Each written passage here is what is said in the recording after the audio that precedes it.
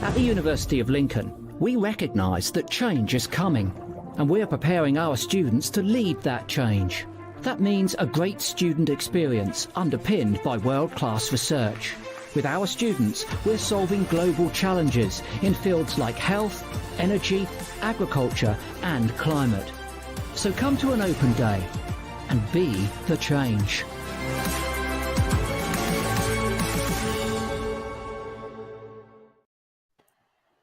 Hello everyone, good afternoon and welcome to this live lounge event. It is a follow-up to the one we did previously where we are all students and we're going to be talking about life at Lincoln as a student. My name's Emily, I am a first year film production student, and Tallulah, if you would like to lead up with the rest of the introductions. Hi everyone, my name's Tallulah. I'm currently studying a master's in cloud computing. I also did my undergraduate here in games computing and my teacher training as well. Hi everyone, I'm Mitchell. I'm a third year in history here at the University of Lincoln. I'm due to start my master's in the subject as well come September. Hi everyone, I'm Sophie. I've just finished my second year in law, undergraduate, so I've got one more year until I finish. Fabulous. So as a little reminder, the same format as the last one, you can submit your own questions in the chat and we will do our very best to answer them as they come in. But to start us off, we have a few questions that we get asked a lot. So the first question is, what is an average day like at university? So for me, for my first year, I was living in halls. So a lot of the time I would do a lot of work in my room, go to my lectures, cook food in my sort of flat, in my accommodation with my flatmates.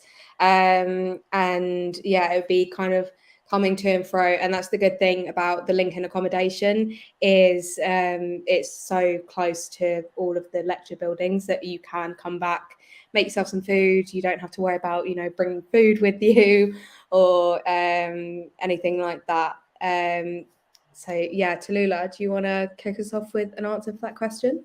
Yeah, so during most of my time at university, I've always had a part-time job. So the nice kind of way university is structured, it meant that I could work, 3-4 days a week and still fit in time for, my lectures, workshops, any kind of extracurricular things, whilst, still studying and working on my portfolio and things like that. So finding that balance between everything is really great at university because there's less taught time, less, I guess, contact hours, and it gives you kind of that free time to get involved in different things at the university, different societies and events and things like that, because there's so much to get involved in. And yeah, working part-time whilst, going to all my lectures and workshops and things like that. So that's kind of like an average day for me, really, at university. Yeah, cool. Mitchell? Yeah, kind of very similar, to be honest. Obviously, lectures, seminars obviously differ day to day, all that kind of process. Again, especially my kind of first year, I went around the city a lot, kind of my free time, just kind of explore, have a look around. Things like the Cathedral Quarter, obviously, was it's a really great place to have a look around. Just kind of get involved in things, really. Obviously, you've kind of got that time, obviously, allocated to work and kind of keep on top of things. I try and keep organised. Not always the best at it. I do try and keep on top of things.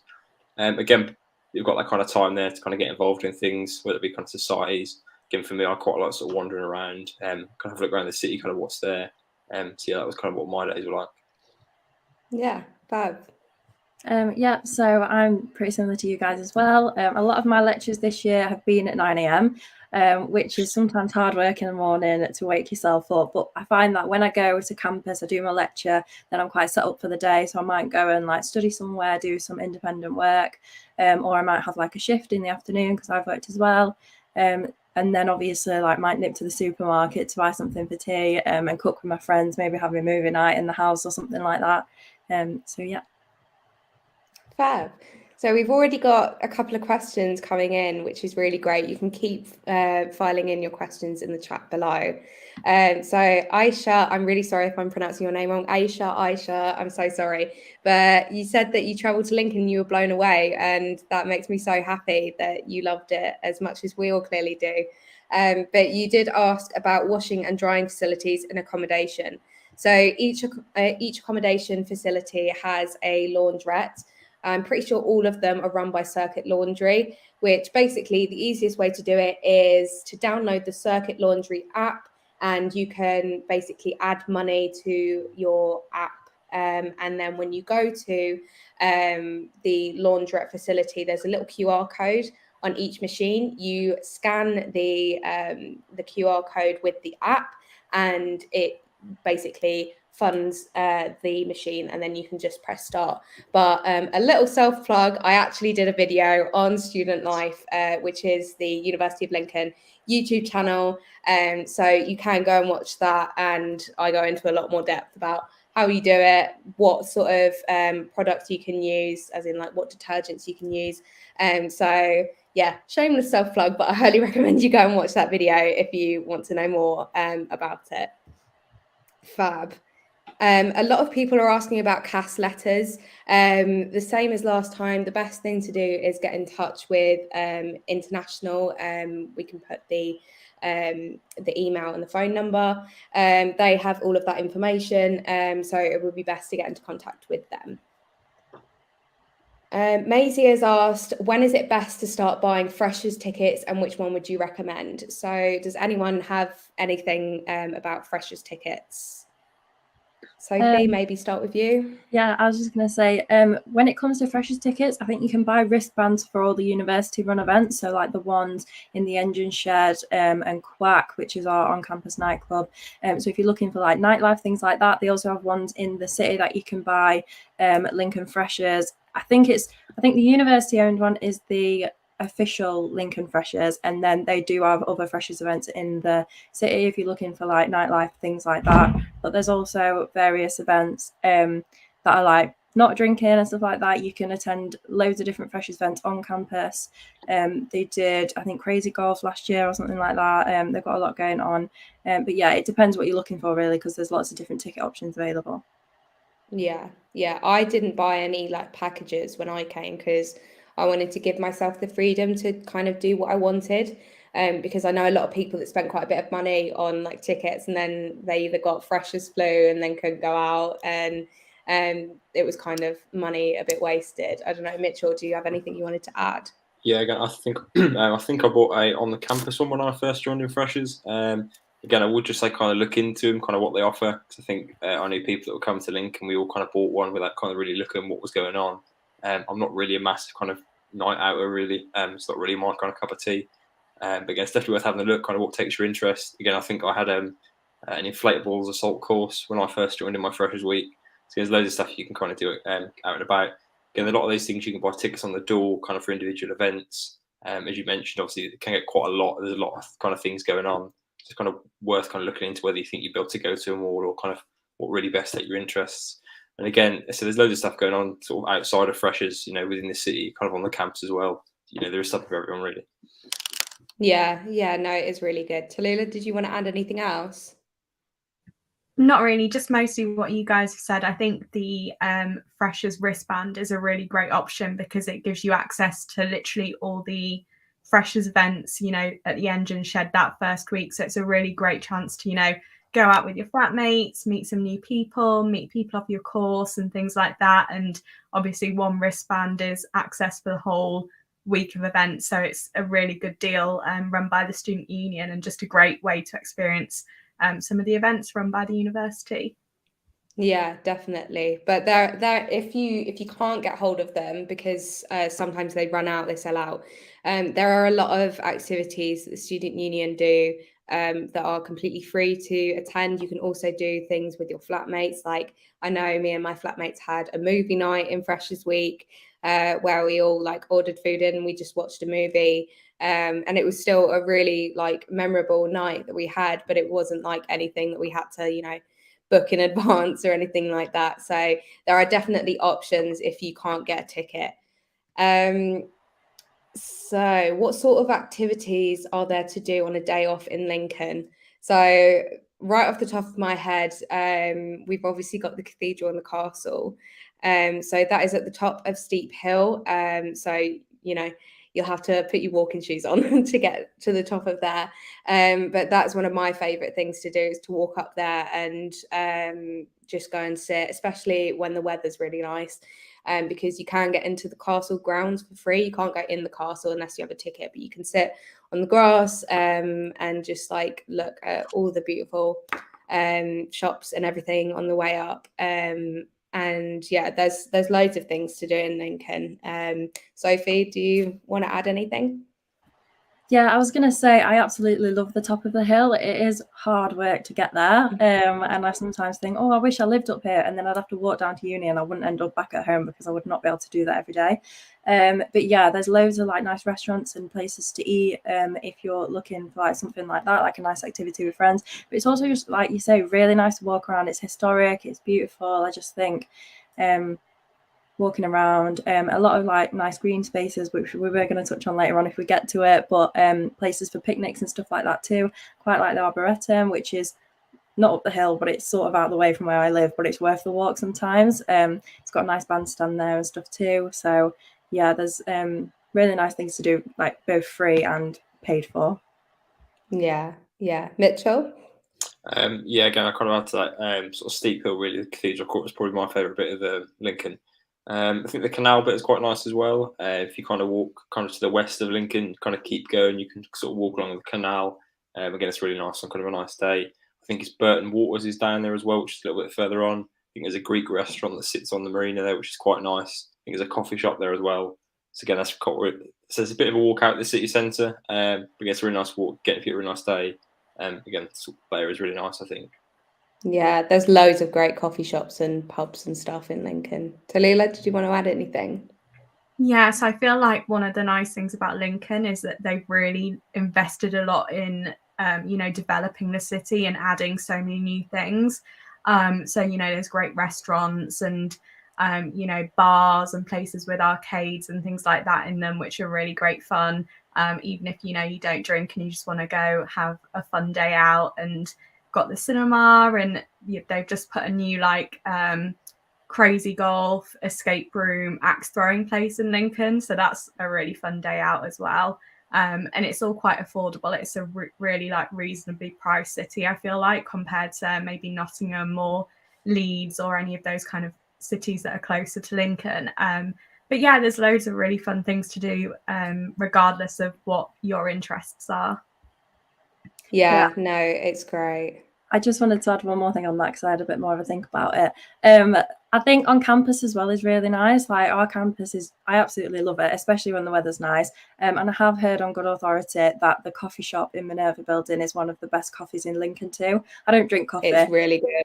Yeah, really good. I have had like some coffees from there before, even though I don't like it. But yeah, no, I can't complain about that. So yeah, campus is really nice as well. Yeah, and even like Towers and the Swan is just like really nice to go for a drink with your friends. And yeah, they're both on campus, so really not far from accommodation and everything like that. Robert has asked, what software is provided by the university? Do we need to install any course-specific software? We'll be doing computer science. So I can't talk for computer science, maybe Tallulah, because you kind of did computing, gaming, that kind of thing. You can add a little bit more.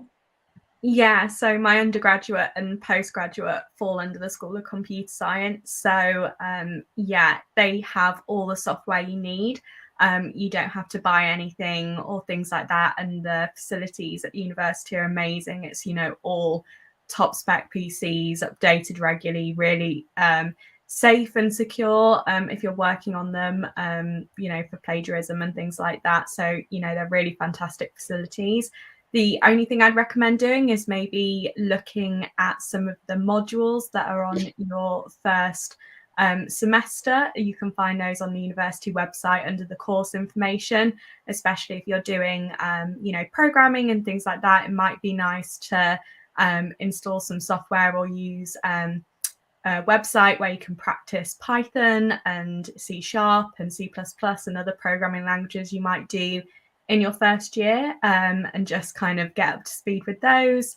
But other than that, all the software is available at university, and if you did want to kind of purchase anything, they're really open to, you know, expanding their software library and open to getting those things for you. Fabulous. I would open that up to everyone else, but I don't know what else we can offer. So I think I'll move on. Olivia had a quick question about what CAS letters are. So CAS letters are for our international students. And if anyone else has any questions about CAS letters, you can get in touch with the international inquiries, which is at the bottom of the screen. Did you guys do any preparation for your courses over the summer before you moved in? So I am doing film production. So obviously I watched a lot of films leading up to it, but also we had a couple of, I can't quite remember how it came about, but on Teams, we had like a meeting with our lecturer or something like that. And so I kind of asked questions to my lecturers saying, is there anything I should be reading? Should I be watching anything? And they actually suggested a couple films that were on the course that we would be doing in the first semester. And they said it would be a really good idea to kind of watch them to get a bit of a head start. So if you can get in contact with someone from your course or your school, that would be completely ideal, because they can give you firsthand information of like what you'll be studying, so you can get a little bit ahead of the curve. But if you can't do that, then I would suggest reading around the subject, but mostly read about like what you're interested in and why you wanted to take that course, because it will just get you excited to start your course, really. Sophie, did you want to add anything? Yeah, when I started first year, I think fresh out of A-levels, you've had it quite heavy, thinking, oh my goodness, how am I going to prepare? I was emailing people, I was using Unibuddy, messaging people saying like, do I need to read anything? When am I going to get my reading list? Because I was just stressed and I just wanted to be ahead. And then they were like, no, you'll find out close to the time, don't worry. And then I think they released the reading list like just before you start, sort of. So like maybe mid-September time. It can depend on the course, obviously. And they also release something called module handbooks, and it basically runs down everything you're going to be doing in that module for the year or for the semester, however long that module runs for. And they're in so much detail. But a big mistake I made was buying textbooks. I think I spent £250 on law textbooks, and I regret it, because you can literally get them all in the library for absolutely free. You can take them out of the library for like pretty much as long as you want. And you can also access a lot of like the reading online. So in our library, we've got so many digital versions of things. You literally just use your university login on various websites or the library website itself, and you can access like all the chapters and stuff you need on there. So don't be too eager to buy textbooks and do your reading, because as soon as you get to university, you've got your logins and stuff like that. You can access everything for free, pretty much. Yeah, the ebook thing is an absolute lifesaver, because you can so easily like take out like 10 books like in dribs and drabs, and then suddenly they're all due back at the same time, and you've got to log like 10 books back to the library, which you know, speaking from experience, is not fun. So yeah, the e-library is really, really good. Mitchell, did you want to add anything? Yeah, again, I think all my modules, history specifically, were quite kind of user-friendly, whether you'd come in from kind of a history background, whether you'd come in from a different subject. Again, they're all quite accessible. Again, I was a bit of a history nerd, so I always kind of did read around the subject kind of in my own time. Again, did always help. Again, as you've mentioned, have a look at the handbooks, have a look at the modules, kind of what they talk about. Oh, Mitchell, you've gone... Can't hear you, Mitchell. One of my first year modules, sorry, I don't know if it still runs, but part of that was looking through databases and kind of how to access them, how to find material.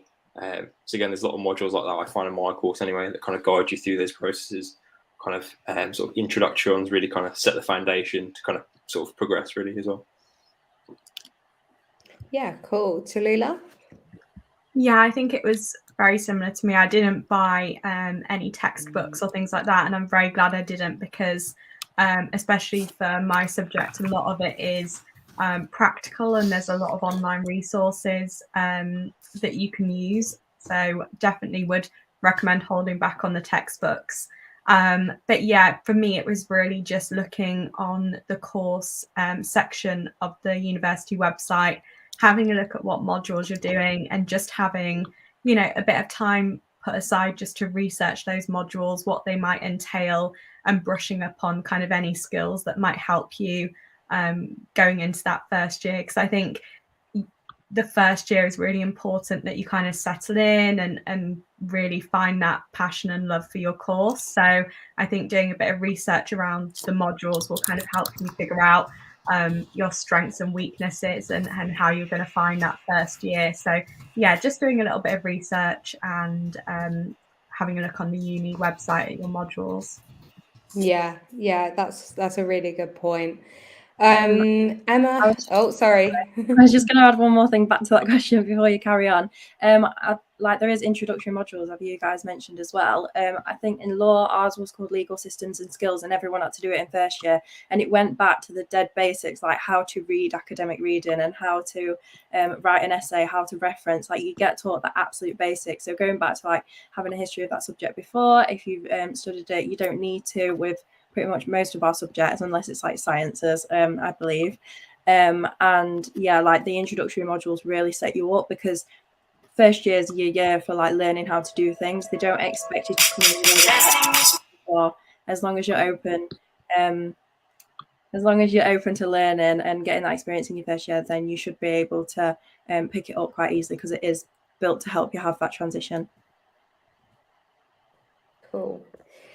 Someone has asked about, so Emma has asked about the nightlife in Lincoln. So I'm not exactly the best person to ask about that because I went to mainly like student union type stuff at the campus. I haven't really ventured out into the city that much. So yeah, do one of you guys want to take that question? Maybe Sophie, go for it. Yeah, no, that's fine. Okay. Yeah, so I think the nightlife in Lincoln's really good. There's something for everyone. It's not just like one nightclub with one particular genre or whatever. There's loads of different things going on. On campus, we've got Quack on a Wednesday night, which is our on-campus student club night. It's pretty much all students there. I think every student can bring a non-student guest if they want to, but a lot of the time people don't. So that's a really nice, almost safe feeling environment. If you are a bit worried about going clubbing, maybe it's your first time. If you're like just turned 18 and you're coming to uni and you want to experience club life, I think that's a really good place to go. And then the various places around the city, there's different themes. I think the best thing about living in a student city is there is something on every single night of the week. So students do tend to go out Monday to Friday, and then like everyone else in the world goes out on a weekend. But of course, students kind of go out on weekends as well. But yeah, like there's different nights with different themes, almost different sort of music and genres, and each place sort of has their own genres anyway. So there really is something for everyone when it comes to nightlife. Yeah. Talila, did you want to add anything? I would just say I think it's really important to highlight as well, coming to Lincoln, it is a really safe city. I feel like there's never been a night out in, you know, my full 5 years of studying where I felt unsafe coming home.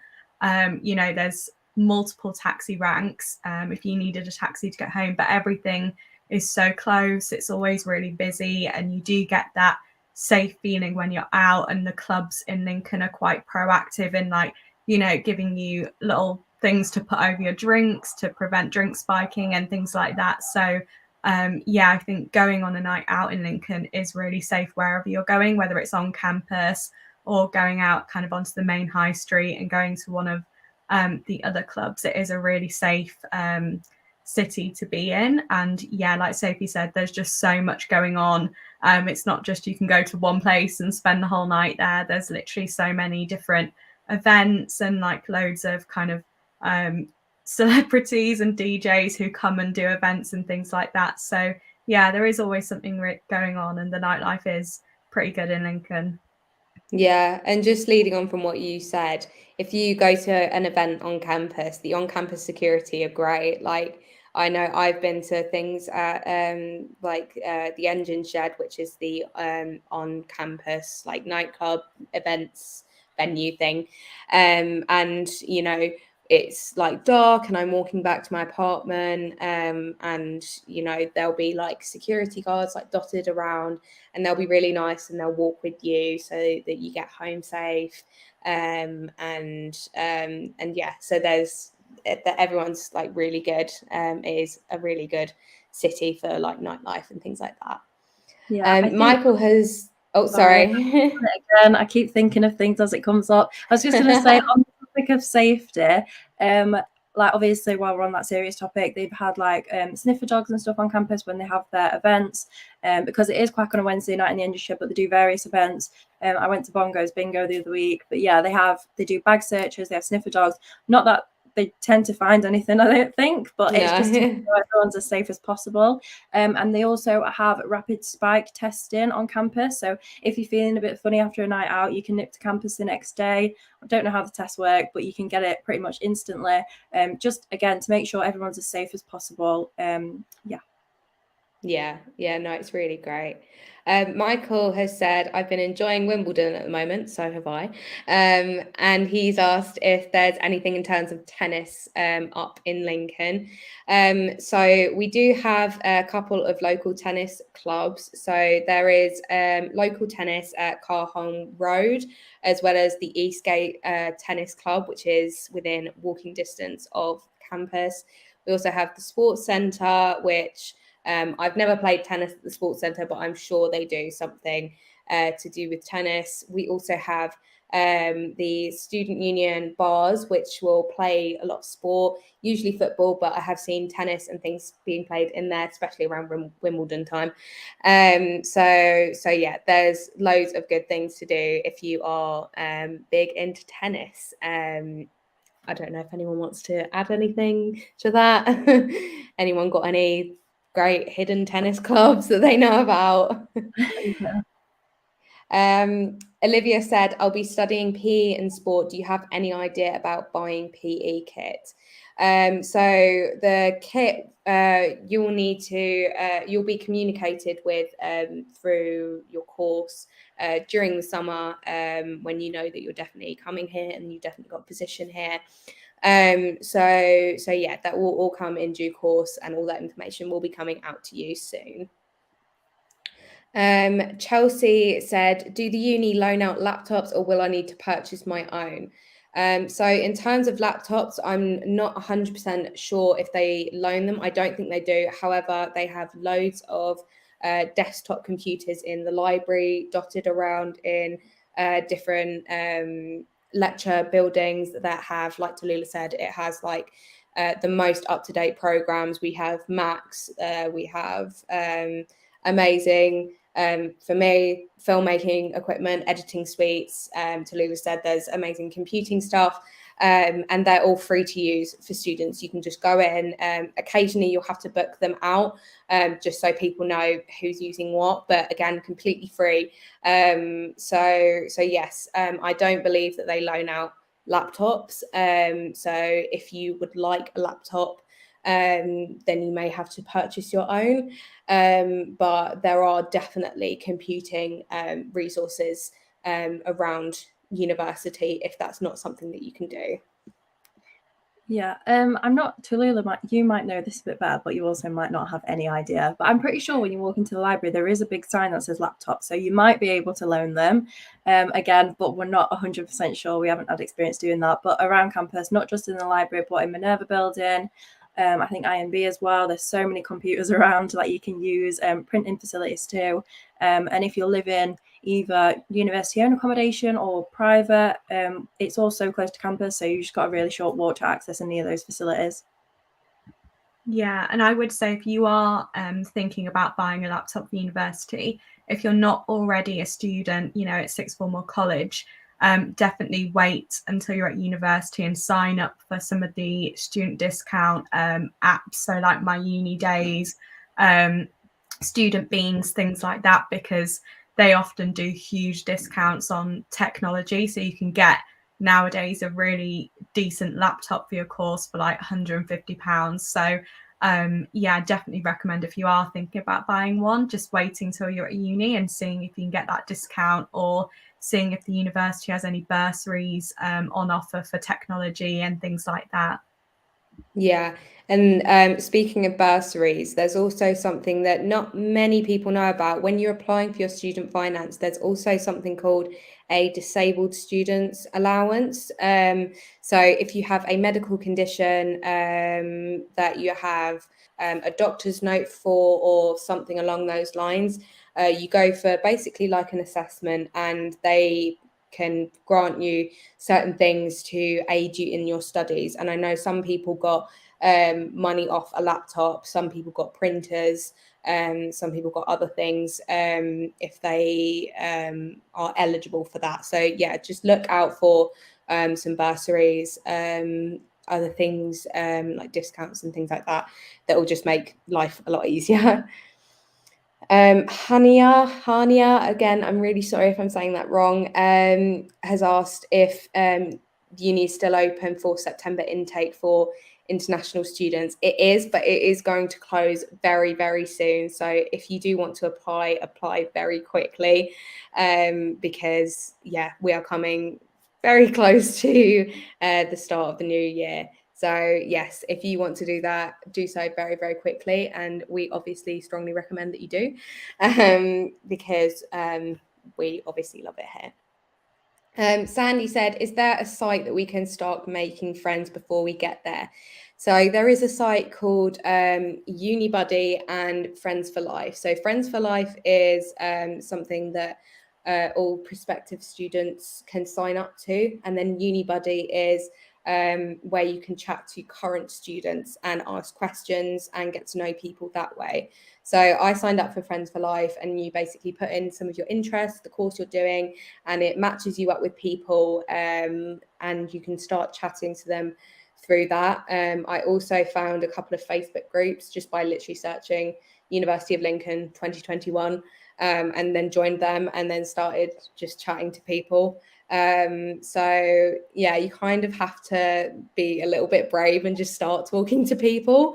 Oh, I think we might have Mitchell back. Can you hear us, Mitchell? Yeah, can you hear me now? Yeah, so I've just ordered Yay. it. We're just talking about like Friends for Life and meeting people before uni.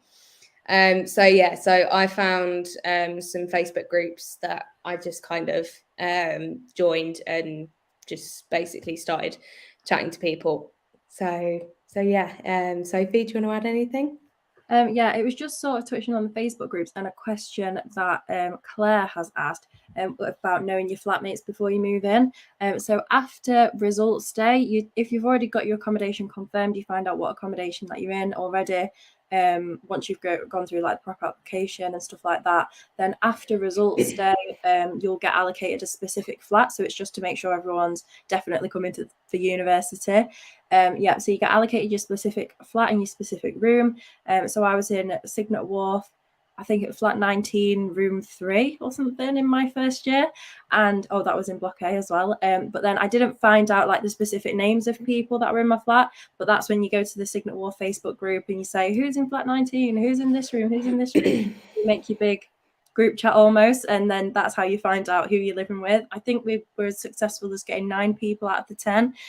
We found out before we moved in, so we'd managed to have a chat, like arrange some things, and make sure we all knew what we were doing when we were moving in. Happy to sort of get to know each other on that basis, and then we met the extra person when we actually moved in. But I think 9 out of 10 people just through using Facebook groups is pretty impressive. Yeah, fab. Talila, do you want to add anything? No, I think that's it. I think Facebook is a really good shout with the accommodation groups and university groups and things like that. So like Sophie said, once you've found out what flat you're in, you'll notice loads of people just start posting. But yeah, I'd say Facebook is probably the best place for it. Yeah, cool. Mitchell, did you want to add anything else? Yeah, again, I think I use the same thing. I use the Facebook group chats. Again, they're great just to kind of break the ice a little bit. I think we created a little kind of flat group chat there, and then once we kind of found everybody, again, I think we found all by one person initially. Yeah, just nice to just kind of break the ice a little bit. Again, we think we just talked about kind of uni. I think bringing things in as well. We talked about a few communal items. I think in the end we ended up getting a few communal items, things like that, to save people buying sort of 12 of one item or sort of 12 of that. So getting great just to kind of break the ice, moving a bit easier, and kind of make the transition a bit nicer, really. Then. Yeah, and also I only found one person in my flat, and the rest I met on moving day. So if you can't find everyone, just remember everyone's in the same boat. Everyone's moving to a new place. And if you can't find everyone, I'm 100% sure that you will get to know them really quickly and get on absolutely fine. So if you can't, don't worry, because I was exactly the same. I was like, oh my God, I'm going to be living with one person. So yeah, if you can't find other people, do not worry, because there will be people on moving day that you will make friends with. I am 100% sure. Someone has asked, do I apply for accommodation if Lincoln is my insurance? So correct me if I'm wrong, but I believe you do. You can still apply if you put down Lincoln as your insurance. Does anyone have any more details? Yeah, I was going to say, obviously it's important because you want to know you're living somewhere nice. So the admin fee to apply for accommodation is £49, I believe. So if you're not sure if you're going to come to Lincoln, or if you are, it might be worth it for the sake of £49. If you don't end up coming, I believe you do lose that money, but it's not as steep as like a £250 deposit or anything like that. So it's completely up to you, of course, but you definitely can if you're willing to put up that £49. Yeah, cool. Does anyone else want to add anything on that one? Cool. Chelsea has asked, when will I get my timetable so I know what days I'll be in uni? So unfortunately, you won't really get your timetable until much closer to the start date of your course. So I think I got mine like a week or two before. And yeah, and that's only like when you've accepted everything. Obviously, because we need to know who's actually coming, who's not. So unfortunately, you will just have to be a bit patient with that one. But you do get a little bit of time between when you actually start. It's not like you turn up day one and then you get your timetable. You do get a little bit of prep time before. But yeah, you're probably going to have to wait a little bit longer for that one. So apologies for that. A lot of questions about international students and CAS letters. Again, the best place to go is to email international inquiries. The phone number and the email is on the screen below. They will have all the information, and they can also look up more specific information. So yeah, that is the best place to go for all of that. Someone has asked, when do we finish for summer? So I'm presuming that means when you've finished your first year. So that is course specific. So some courses have exams, some don't. So in my experience, I finished quite early because my course doesn't do any exams. It's all completely coursework based. So I finished, I think, at the end of May, which is ridiculously early.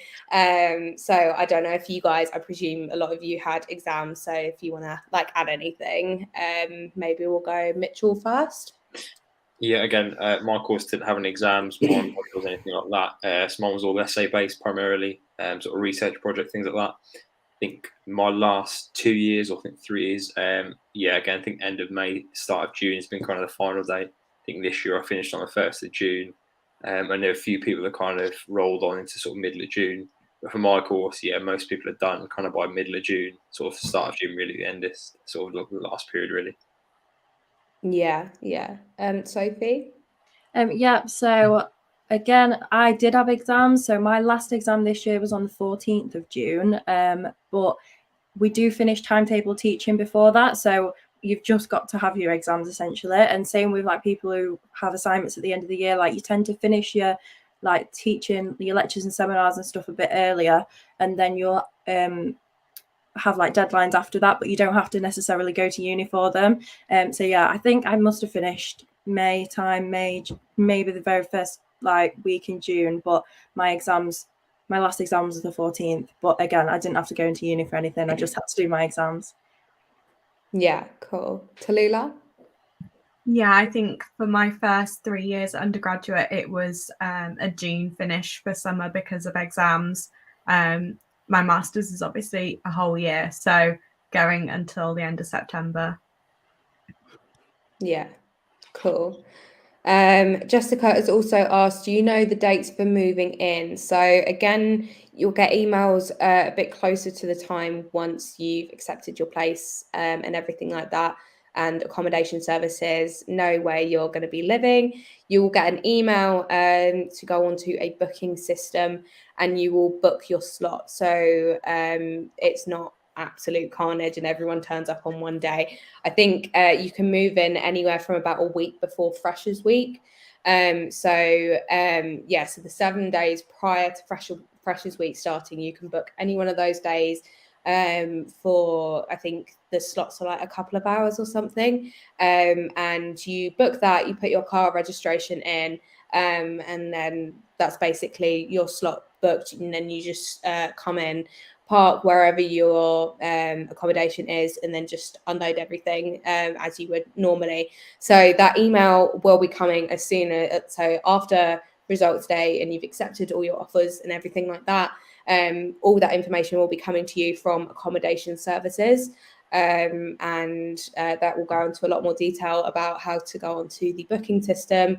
I'm pretty sure it's the same system as when you applied, like as in you chose which accommodation you wanted. I'm pretty sure it's on the same system. So, but yeah, all that information will be coming to you. So yeah, just keep an eye on your emails, and it will explain it a lot better.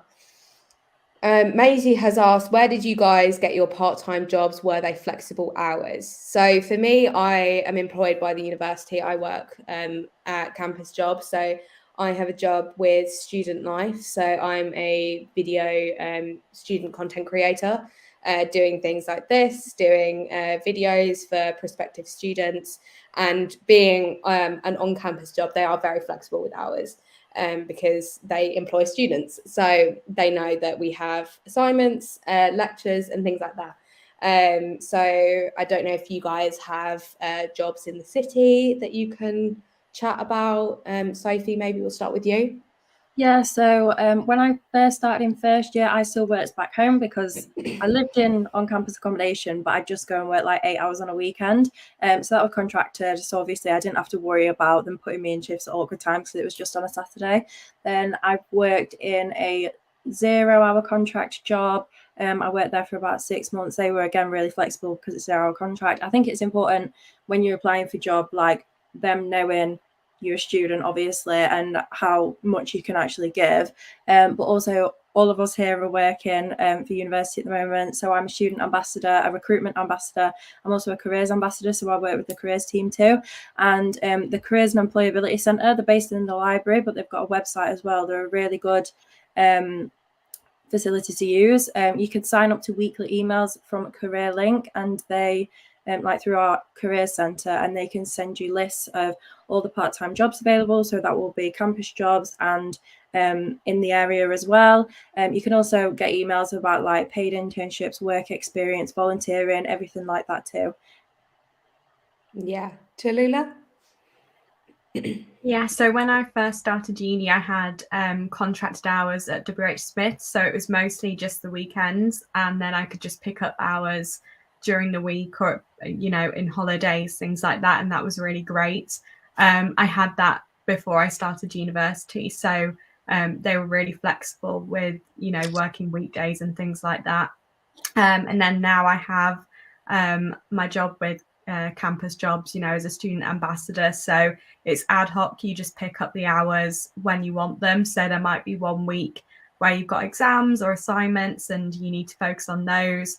So you might not pick up any shifts. And there might be 1 week where you have nothing to do and can have a whole week's worth of work. So it's really flexible and really, a great way to get involved in the university and meet new people as well. One thing I kind of would suggest is maybe if you don't have a job prior to going to university, is maybe hold off a little bit until you get your timetable, and then you know for sure what days you need to be in uni, because obviously you need to have a certain level of attendance to be enrolled still and do really well. So once you've got that timetable, using, you know, websites like Indeed and Reed to find those part-time jobs, or even, you know, applying with campus jobs for, you know, a role like student ambassador. Yeah, cool. Mitchell, did you want to add anything? Yes, again, like you guys, I used to work full time over the summer back home. So the summer's kind of in between uni and the year before. I used to work for a holiday company back home, so pretty much from sort of May, June, through to pretty much the start of September, I'd work for this kind of holiday company full time that kind of supplement my income. And also, yeah, I'm a student ambassador and a recruitment ambassador as well. So things like open days, events like these. Also with the recruitment ambassador as well, we go to schools, colleges, careers fairs, things like that. Went to a school in Chesterfield, a school in Horncastle. So again, a bit more diverse, a bit different. So there's all things you all things you get involved in. Again, it's really good experience as well to kind of put on your CV. And you kind of been out to these places, and again, they are really flexible and kind of around you, kind of what you need to fit in, everything like that. Yeah, fab.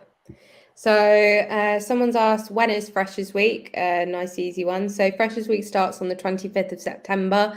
As the name suggests, it lasts for a whole week, and then your classes will commence the following week. Someone else has asked, I got an unconditional letter. How can I check for timetable? Firstly, congratulations on getting an unconditional letter. And secondly, again, you will probably still have to wait for your timetable just prior to your course starting, because obviously not everyone on your course has that unconditional offer yet. So the timetables will be settled a bit later. So you will just have to be a little bit patient for that until everything for the new intake is sorted. And then you'll either get an email or something like that inviting you to log on and see your timetable. Someone else has asked, are there many social events that don't involve drinking? Is there a big drinking culture at Lincoln? So from my experience, I'm not a drinker. I don't drink. So I've never felt pressured to have a drink. I've gone out to like bars and stuff and ordered, you know, soft drinks or mocktails or anything like that, and no one's judged me. And that's another thing, like loads of the bars and stuff in Lincoln do non-alcoholic drinks. So I know the Wetherspoons does really good mocktails. Carousel does really good ones, which is kind of like a cocktail-y kind of bar in Lincoln. There's loads of great places that accommodate for that, and I've never felt any like pressure or been judged or anything like that for not drinking. So yeah, I really wouldn't worry about that. And then there's also non sort of like club party stuff that you can do that is like nothing to do with drinking. So the student union put on loads of really fun events that don't involve drinking pretty much at all. There's the mini golf, there's the axe throwing, there's things like that that don't involve drinking at all. So yeah, there's lots to do. Sophie, did you want to add anything? Yeah, I think the best thing about coming to university is you do meet like everyone from every walk of life. So there is always a big stigma about going to university and just having to party, which you can do that if you want to. But we've got over 150 clubs and societies at Lincoln. And like the best thing about it is there's something for absolutely everyone. So if it's sports that you're really into, you can go and join a sports society. You can literally do it on like a super competitive, like athletic level where you get to go to Croatia and compete, or you can just like have a kick around with your friends on a five-a-side pitch. Then there's like academic societies. So I've been in the law society this year. They do run socials for drinking and non-drinking. We've had pizza and board games night, pool competitions, coffee mornings, pumpkin carving at Halloween, which was quite fun. And you get to like meet people with similar interests to you as well, which is really great. And then there's also like the social societies. Our newest one is Taylor Swift, which I did mention last time, but I like to name drop it because I think it's quite funny. So yeah, because of the vast like variety of all the different societies we've got available, if you're interested in a certain thing, you will be going to these socials and meetings with like-minded people, so you can really fall into your crowd. And if you're not into drinking or partying, you don't have to have anything to do with that. Like even in first year, a few people in my flat didn't drink and like a few did, and there wasn't any like rivalry, any issues. We'd still have birthday parties for people. It wasn't all about drinking. It's just more about having fun, and you can have fun with or without alcohol, of course. Yeah. Tallulah, did you want to add anything to that? Yeah, I think just following on from what Sophie said, there's just so many great activities and events and things like that to do either on campus or in the city centre that don't involve drinking. So if that's not for you, then there's loads to do. Yeah. Mitchell, did you want to add anything? Yeah, again, I don't know if this was mentioned during my kind of dropout, but also the resident wardens run things like board game nights, and they have movie nights, things like that. So again, get in contact with the kind of residential wardens. They often get to run those events. See, Sophie mentioned sport. Again, I used to play five-a-side on a Sunday with my housemates and a few kind of course mates. That was really nice, just kind of social activity. I think they do. I think they still do the kind of feel-good sport sessions. I think they used to advertise them quite regularly. You see various sports, kind of sort of trial sessions, things like that. So again, there's loads of stuff you get involved in, kind of outside of the drinking and partying. Again, Yeah. Paige has asked, is there any freshers equivalent for postgrad students who haven't been to Lincoln before? So Tallulah, since you are a postgrad student, you might be the best person to answer this. Yeah, so obviously they have the freshers events which you can go to anyway. It really doesn't matter if you're postgraduate or not, because there's just people from all ages really at Lincoln. It's like a really inclusive university, I feel like. But they do also do a kind of welcome week for postgraduate students and mature students. So they run different activities kind of during welcome week and around that time. And then they also kind of host like drop-in events and activities kind of throughout the year. So if you did want to meet other postgraduate students, then that's a great opportunity. But like I said, Lincoln's really inclusive, really diverse. So it doesn't matter like whether you're coming in as a postgraduate student. All the events are great to attend.